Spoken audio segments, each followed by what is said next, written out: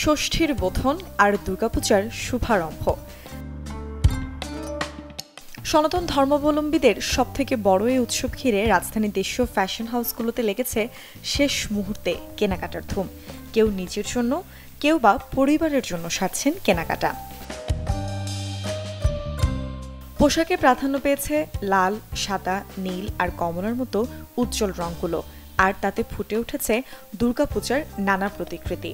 প্রতিবারই বিভিন্ন অকেশনে থিম ভিত্তিক কাজ করে। এবারও আমরা থিম ভিত্তিক কাজ করছি, সেটা হলো যে নকশি পিঠার ডিজাইনের কাজ করা, এছাড়া ওম, ত্রিশূল, বিভিন্ন প্রতিমার ছবি দিয়ে ফেব্রিক্সের উপর ডিজাইন করা হয়েছে।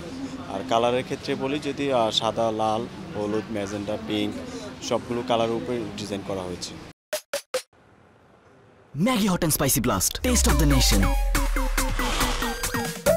সময়টা প্রচণ্ড গরমের, তাই পোশাক নির্বাচনে ফ্যাব্রিকের ক্ষেত্রে এগিয়ে আছে সুতি, লিলেন বা জর্জেটের মতো উপকরণ, যাতে ফুটে উঠছে উৎসবের মোটিভ।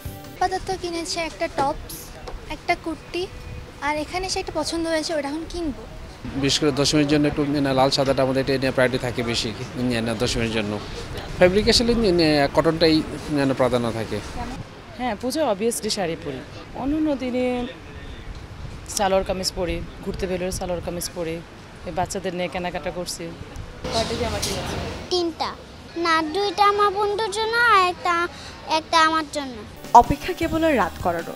সপ্তমীর সকাল থেকেই শুরু হবে নতুন পোশাক আর সাজে মর্তে দেবী উমার আগমনকে বরণ করে। মুৎসুনৈশী, চ্যানেল 24, ঢাকা।